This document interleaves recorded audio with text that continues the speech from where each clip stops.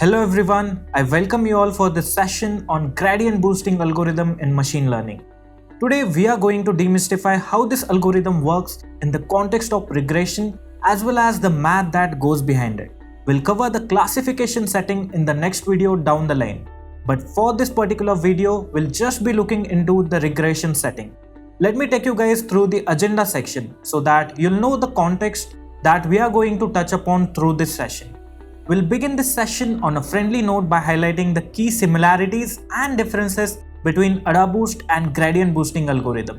Next, we'll cover the mathematical intuition behind gradient boosting. And finally, we'll take you through the hands-on demonstration of gradient boosting algorithm. I hope you guys are clear with the agenda. Let us now begin with the first pointer of our agenda. Here we'll basically try to grasp structural or logical symmetry and differences between both AdaBoost and gradient boosting algorithm. Let's say we have this toy data sample over here and we want to predict what the weight of particular person will be given the features such as height, age and gender. If we were to solve this problem using AdaBoost, then what we'll do is we'll create the different stumps using features and we'll compute the total error value. Next, using this very same total error value, we'll compute the amount of say. Now the stump which has maximum amount of say will be selected as the first stump. After that, we update the assigned sample weight values in order to provide extra weight to misclassified samples. Following that, we use the concept of upsampling and create new data samples where we focus on getting misclassified samples right. Now we construct another stump considering these weighted values and we compute total error amount of say again. Here the amount of say that this new stump has on the final output is based on how well it compensates for the errors made by previous stump.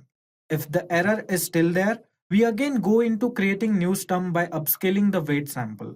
This process goes on until we get pure leaf nodes at the stump or either we reach the n underscore estimators value, which is nothing but the number of trees we tell our model to construct.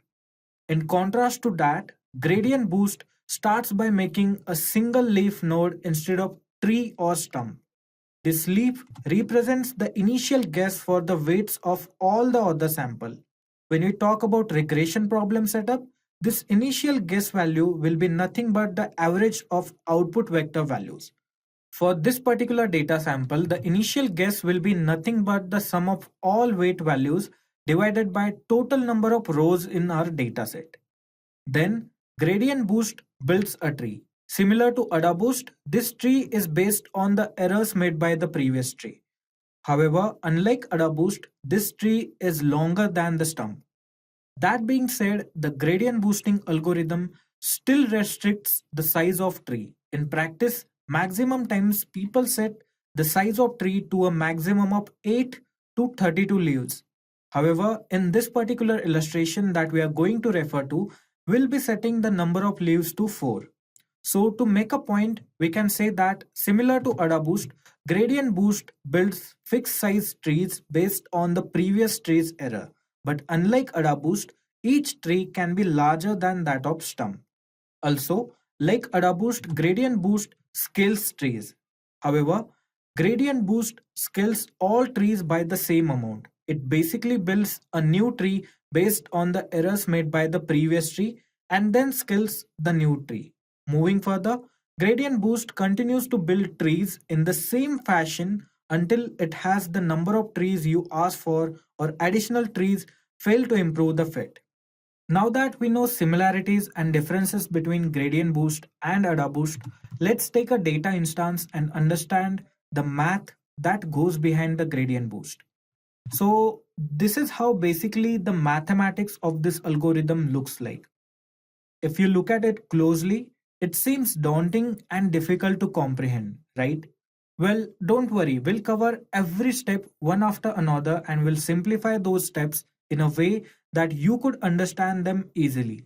Alright, before we dive into these steps, let us first look into the input that we have here for our problem setting.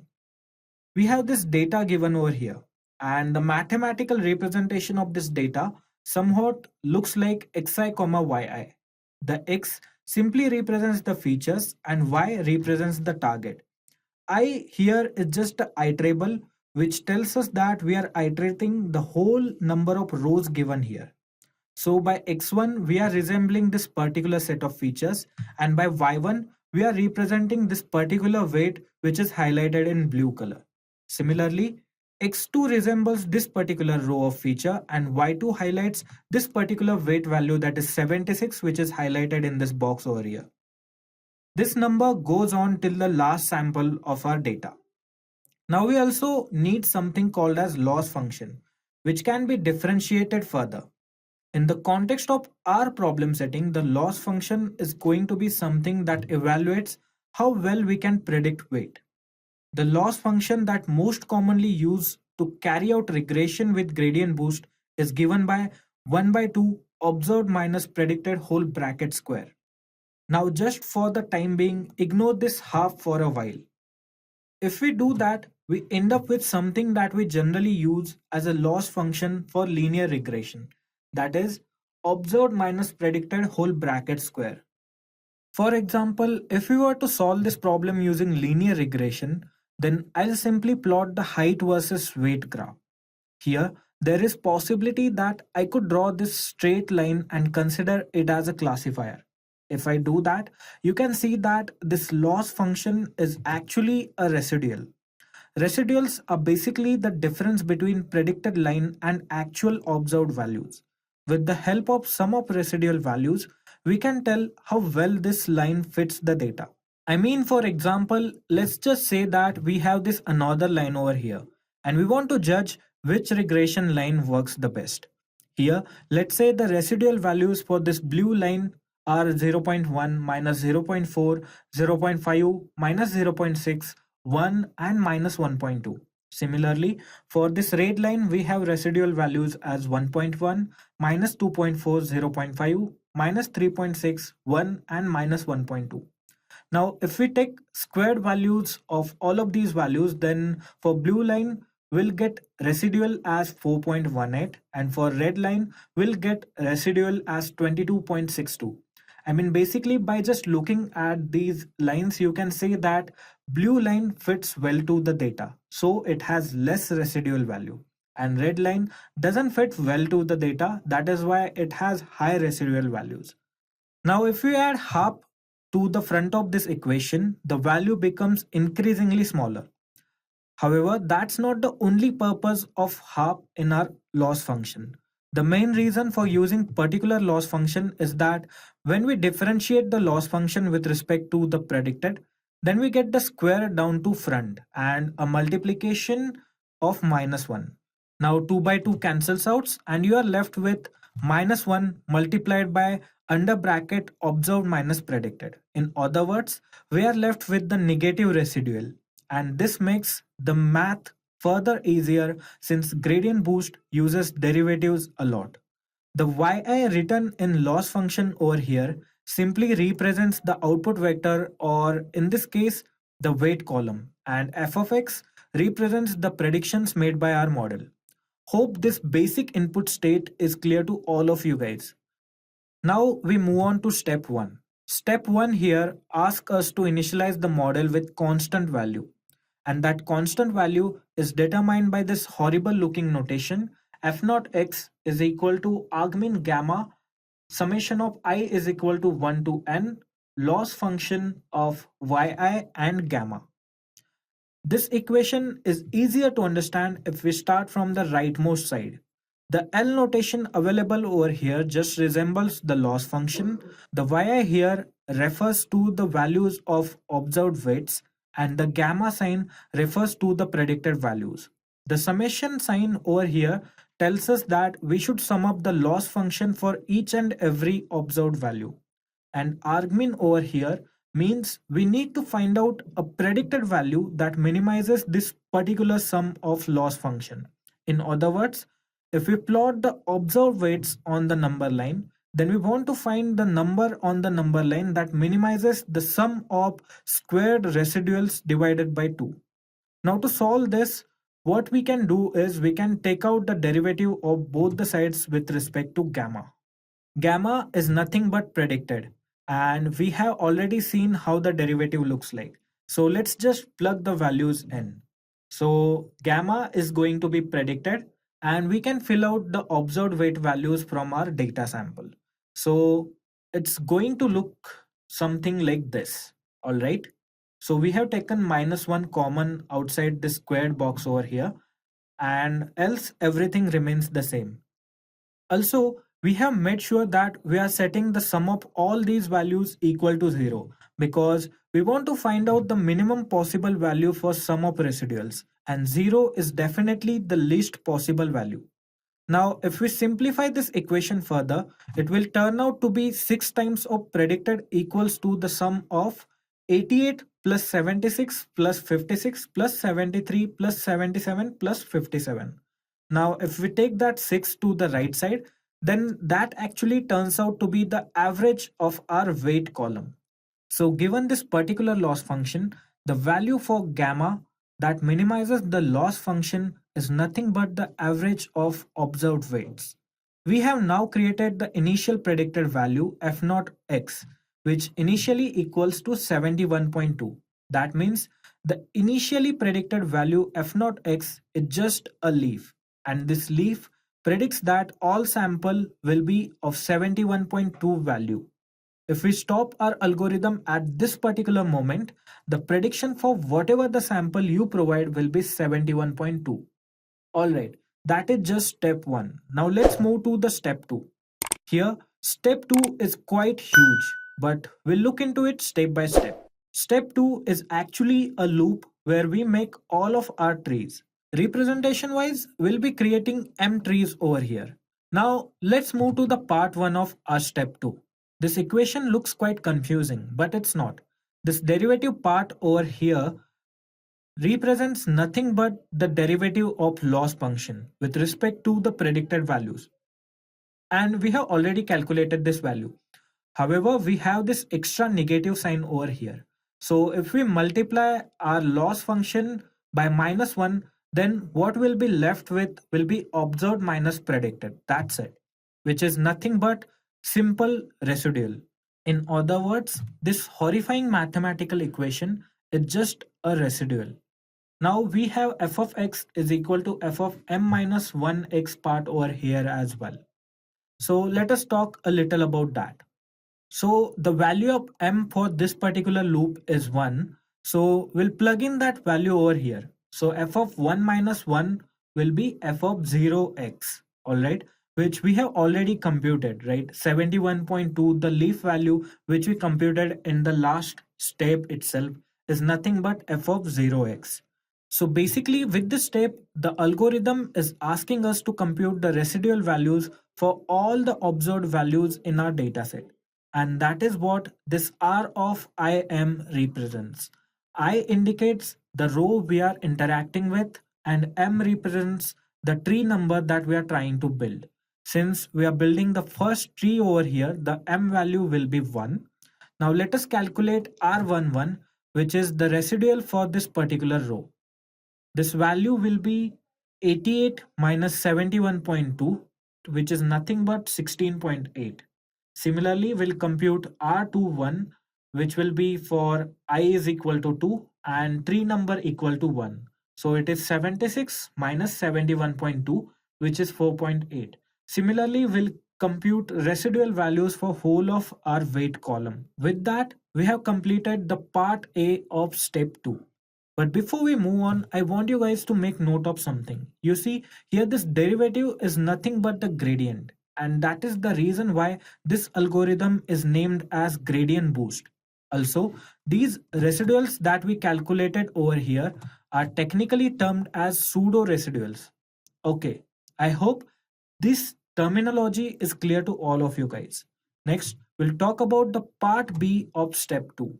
Well, actually, all this statement over here stating is that build a decision tree to predict the residuals instead of the weights. So now we'll basically use height, age, and gender to predict the residual values instead of the weight values. Let me quickly build the tree over here using this feature data. I told you that maximum number of leaves we'll be using for this particular exploration will be 4. So we have got the 4 leaves over here. And now we could say that we do have a regression tree that is kind of fit to these regression values. Now the next thing we need to do is create terminal regions. This part is quite easy because the leaves are nothing but the terminal regions. The M over here in this notation represents the tree number, whereas this J represents the index of leaf in a given tree. Alright. So in this particular node, we'll have R11, R21, R31, and R41. Now there is no need to do any change with R21 or rather R41, but in the case of R11 we do have two values available inside the node. So what we'll do is we'll take the average of those two values.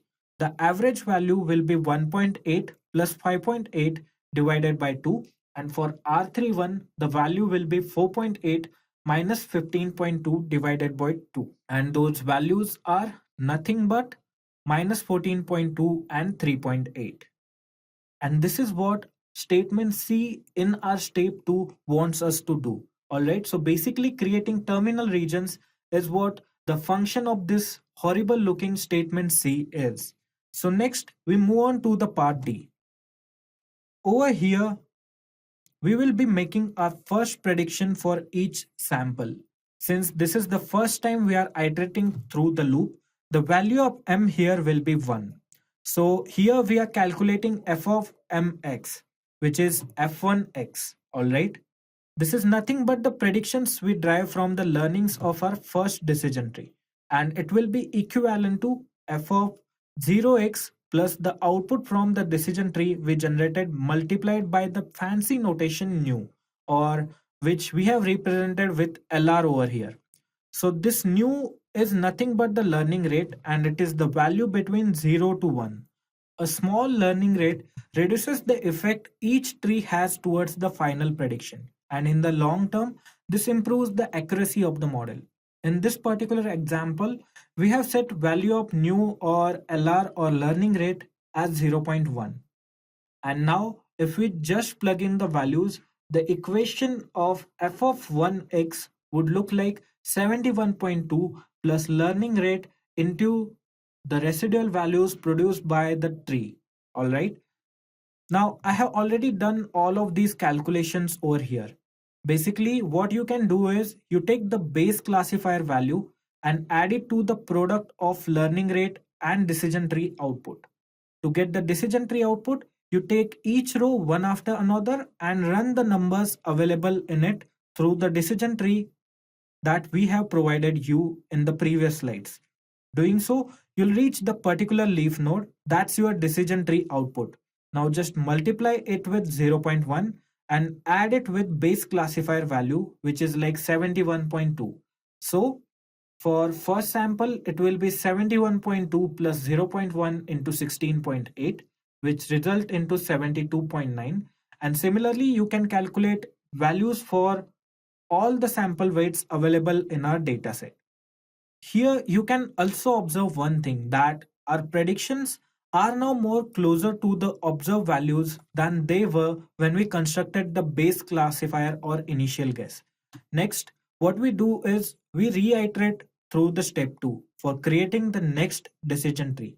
Again, we'll compute the residual values for first. There'll be nothing but the observed values minus new predicted weights. I have done all the necessary calculation over here. You can validate them by pausing the video if you wish so. Now we construct a second decision tree which fits well to these new residual values. And after that, we'll have to create terminal regions at the leaf nodes. Basically, we'll have average of the two spaces over here where our two entries are given in a single node. Here is the tree with terminal regions that I have created. Now, similar to the f1x calculation, we do the f2x calculation for this particular tree. What we do is we take each sample in our dataset, we run through the tree, and we produce the output or the regression value for that particular sample. Then what we do is we multiply it with 0.1 and add it into the f1x value. And this process of creating trees goes on and on until we reach the set of number of trees or the instances where new trees don't actually improve the quality of predictions. In mathematical terms, f of nx will be represented as initial guess plus zero point 0.1 into the regression output created by decision tree 1 plus zero point 0.1 into regression output created by tree number 2, and this iteration goes on until the number of estimators are reached. Otherwise, the new trees don't actually improve the quality of new predictions. Now, I hope the basic notion of mathematics that goes behind this algorithm is clear to all of you guys. Moving forward, we'll take a toy dataset from scikit-learn itself and show you how to apply gradient boosting regression to dataset quickly. For that purpose, let us visit the Colab notebook for first. Okay, let us begin by getting that toy data sample we talked about earlier over here. For that purpose, we'll load the datasets framework from sklearn. From sklearn, import datasets. And then we'll create the variable named as data, and inside it we'll store the toy dataset that we are going to get from this datasets framework. And the name of that dataset is diabetes dataset, and the function that loads this data is named as load underscore diabetes. Now we'll run this block. Now let us validate if our data has been stored inside this data variable or not. For that, we'll simply print this variable. And here you can see that our data has been successfully stored inside this variable. But we could see that the way data is being stored is not so identical in context of machine learning. So what we'll do is we'll try to convert this dictionary like data into data frame. Also, if you look into this data, you'll find the information about data as well. For example, we have 10 baseline variables such as age, sex, body mass index, average blood pressure. After that, we also have different tests as well. For example, we have this test named as S1, which represents average blood pressure. Then we have test named as S2, which represents total serum cholesterol. And similarly, we have these tests till S6. Alright. And the target variable we have over here represents the year on progression of the diabetes. I hope this information about the data is clear to you guys. Now, what we'll do is we'll convert this dictionary like data into data frame. For that purpose, let me load the pandas library for first. Next, I'll use function pd.dataframe to convert this dictionary like object into data frame. We'll first add the input vector data.data,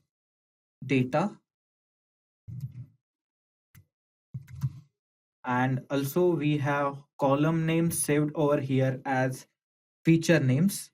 So we'll set columns equal to data dot feature underscore names, and we'll save it inside the data frame named as df. Next, we'll also add the target function. So for that, we'll create the new column. Let's name this as target, and inside it, we'll store the series object of our target part. Now I'll run this block and let us see if our data frame has been created or not. For that purpose, we'll merely print the data frame, and here you can see that our data looks quite processable now, right? Okay, now let me load few important libraries that we might require down the line. So I'll import numpy as np. I'll import cbon as SNS, and I'll import matplotlib as well.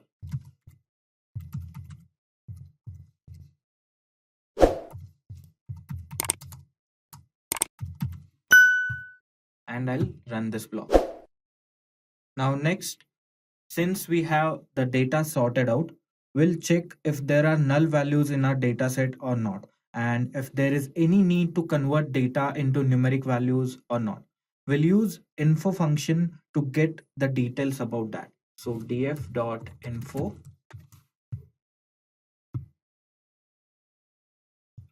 and through this output over here, we could see that all features are of float data type. So definitely we don't have to do value encoding because even features as well as the target are in same data type. Also, there are no null entries in this data. I mean, here you can see that we have 442 entries, that is 442 rows, and every column has 442 record in it. So definitely there is no missing value in our data. So we don't have to check for missing values as well as the value imputation, or rather the numeric value conversion. So next, let us check if there is just duplicate data available in our dataset or not.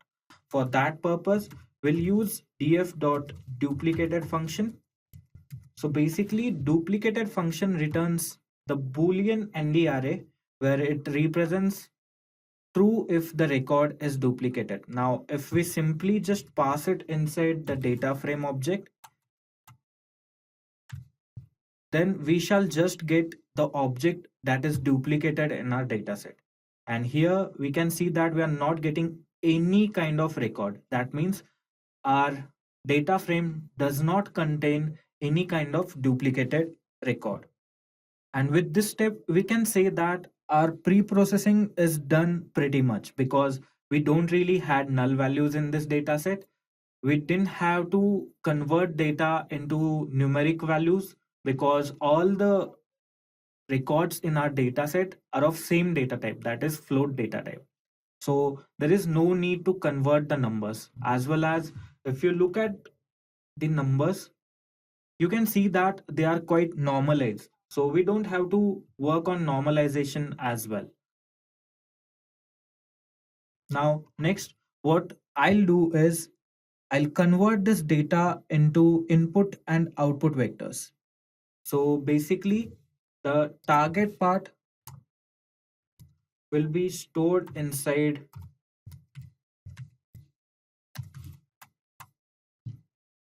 the variable y, and all rest features will be stored inside x.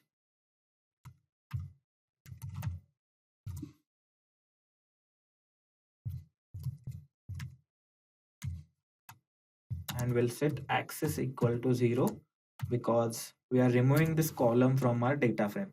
And once we remove the target, everything that is left is feature part, which is like input vector for our data set.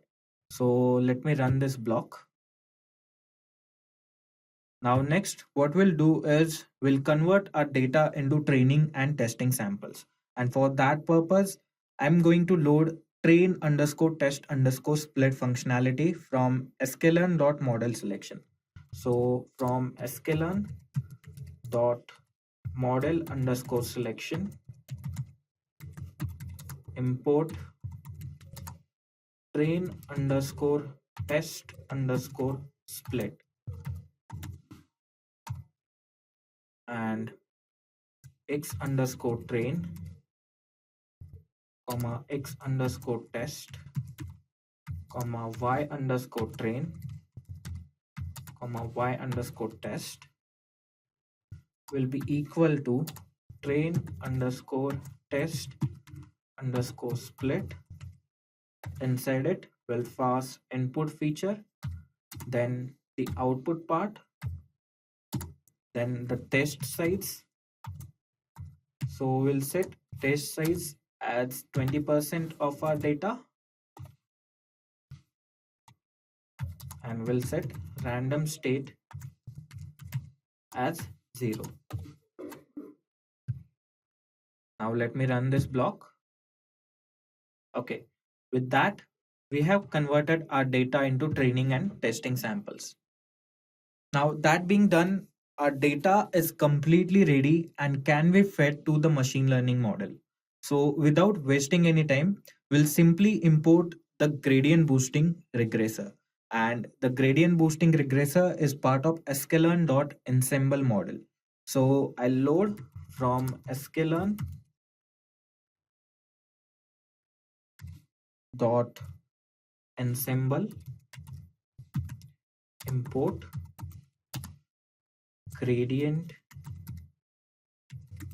boosting regressor.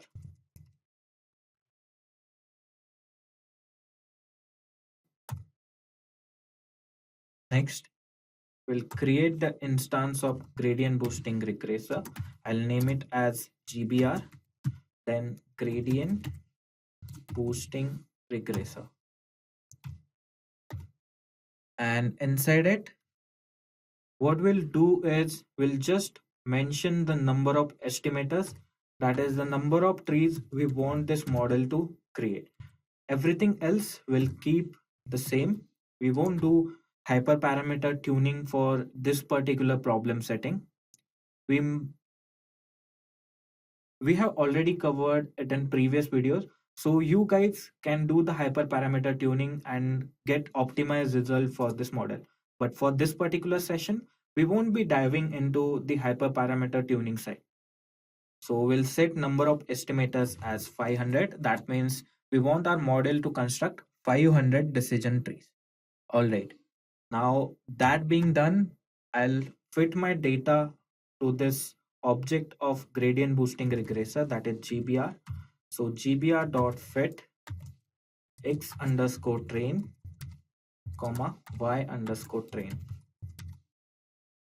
and I'll run this block. We have successfully created the gradient boosting regressor model, and we have also fit our training data to it. Now it's time to make the predictions, and for that purpose we'll use this function named as predict, and inside it we'll pass x underscore test, and we'll save it inside y underscore pred variable. We'll also print all these predictions.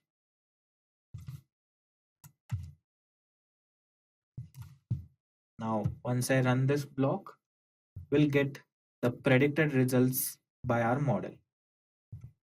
All right, now let us evaluate our model with the help of metrics called as mean absolute error, because again this is a regression problem. We cannot actually get the accuracy percentage for this model. What we can get is the change in behavior between the observed values and the predicted values. So basically what we can get with mean absolute error is observed minus predicted result, which we have talked in presentation part itself. So we'll use this mean underscore absolute error, and it's actually part of sklearn package named as metrics. So from sklearn dot metrics import mean underscore absolute error. Now we'll set MAE is equal to mean underscore absolute underscore error, and we'll merely compare y underscore pred and y underscore test, and we'll print this MAE value.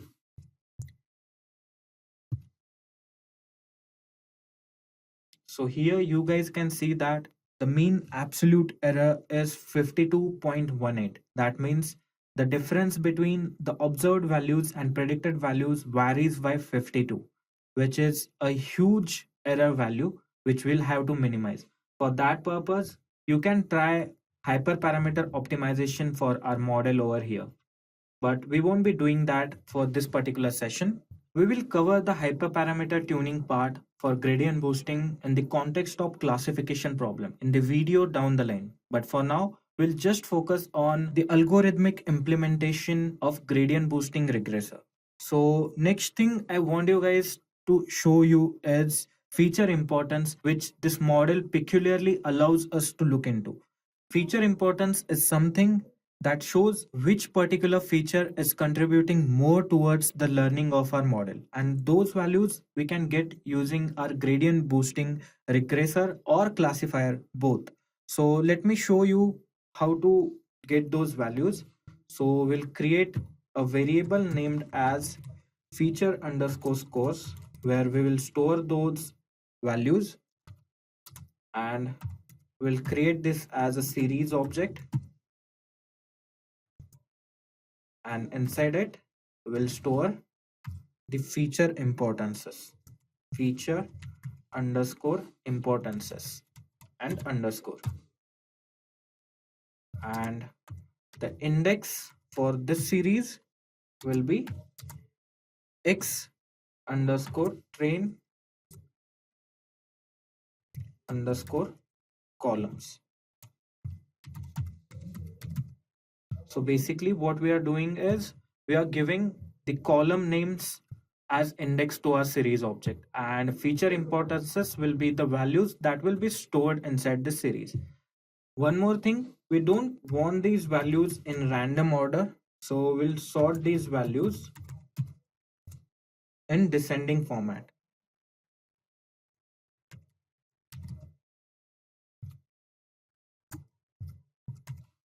All right, now I'll print these feature scores.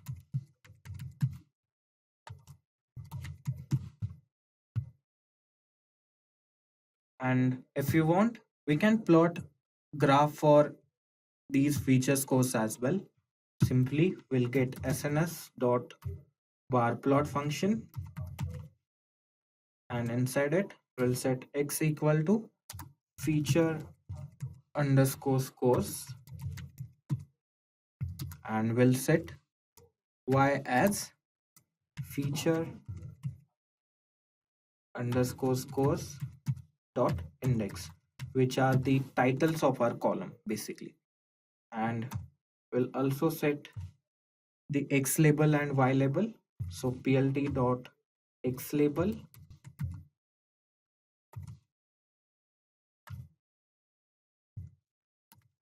feature importance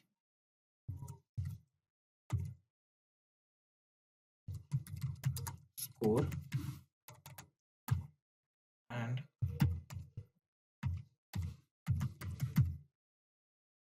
name of features.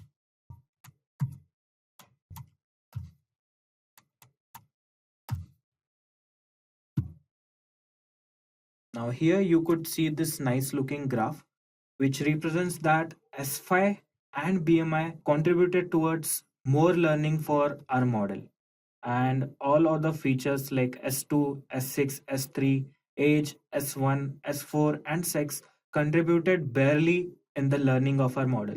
Now if we remove these particular features, then we'll get very great output, that is like 100% accuracy or something like that. But actually we don't want to remove all these parameters, all these features from our data. So that's why instead of removing these features, we can try doing hyperparameter tuning and hyperparameter optimization. Moving forward, I want to talk to you guys about something called as deviance, which can be used to validate how well a regression model works. Basically, we plot the learning of our model in comparison to saturated model. So basically, saturated model is something that is an ideal model that you can get for your particular data set. Let me talk about it in detail for a while. So let's imagine that you have a model that tries to predict something based on certain factors. For example, let's say you have a model that predicts the year-on progression of diabetes based on multitude of tests, age, blood sugar levels, etc. Now we actually are indeed working on this particular data. We have also used this data to train a model. After training, our model starts making predictions about the year-on progression of disease. But how do you know if the predictions are good or accurate? This is where the deviance comes in. Deviance is a measure that tells you how well your model fits to the real data. It quantifies the difference between what your model predicts and the actual year on progression of the diabetes disease. Think of deviance as a score or grade for your model's performance. A lower deviance score means your model is doing a good job of predicting the prices, while a higher deviance score means there is more room for improvement. By comparing deviance scores between different models, you can choose the one that fits the data better. Lower deviance means the model is more accurate and captures the pattern in the data more effectively. So, in simple terms, deviance helps you understand how well your model is predicting the real world outcomes. It gives you a way to measure and compare the quality of different models, allowing you to choose the one that performs the best. Basically, it gives you a comparison with saturated models. So saturated model is the one that fits data very well. I mean, it almost parameterizes to the data points of the dataset.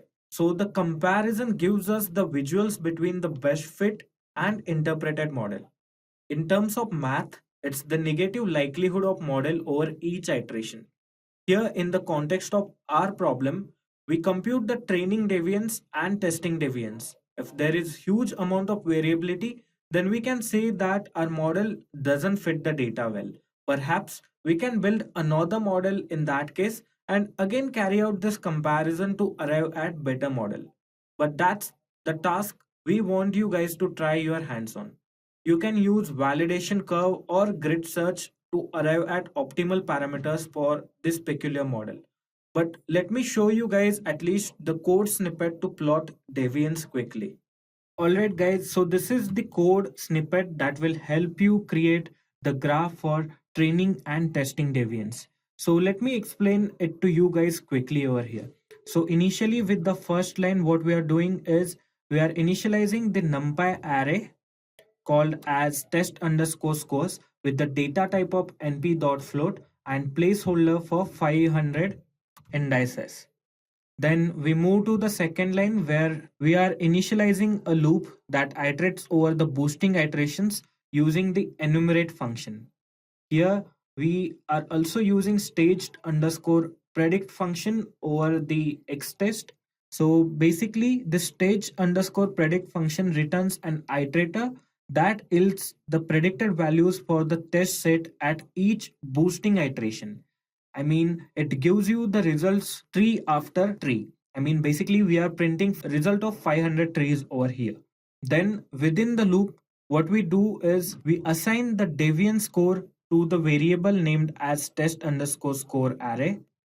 This particular loss underscore function over here computes the loss or deviance between the true labels and predicted values. So ytest is true label and ypred is the predicted value over here. And we are storing all of these values inside this variable named as test score. And this loss underscore function is computing nothing but the deviance value. All right. Now, then the code moves on plotting the results using matplotlib. This fig equal to plt.figure fig size 10, 10 creates a new figure object with a size of 10 cross 10 inches, which will serve as a container for our plot. Then this plt.subplot 1, 1, 1 creates a subplot within the figure. In this case, there is only one subplot. So the parameter indicates a single row, single column, and first position. Then we have plt.title over here, which sets the title for our plot as deviance. Then this line plots the training set deviance values against the boosting iterations. The np.arrange 500 plus 1 basically creates an array of number from 1 to 500 representing the boosting iterations. And then gbr.train underscore score underscore contains the training set deviance scores obtained during the boosting process.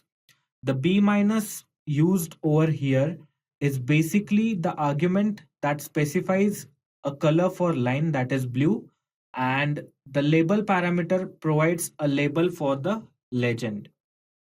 And then similar to the train underscore score, we also get the test underscore score plotted on the graph, and we set label for that as test set deviance. Then we have set plt dot legend location is equal to upper right. The location upper right parameter determines the position of the legend towards upper right corner of our graph. Then we are using x label and y label, which sets the label for our x axis and y axis. And then we are setting fig dot tight underscore layout. This line adjusts the spacing between subplots and other plot elements to ensure they fit with the overall size of figure. And then we are using plt.show to represent the curves. Now, overall, this code calculates and visualizes the training set and test set deviance scores obtained during the boosting iterations of a gradient boosting regressor.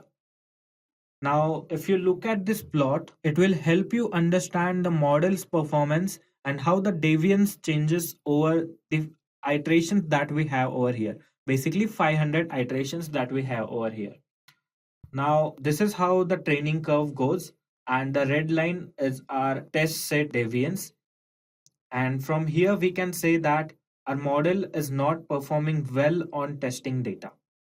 I mean, it almost is parameterizing to the training data, but when we are providing it with testing data, it is failing terribly over that.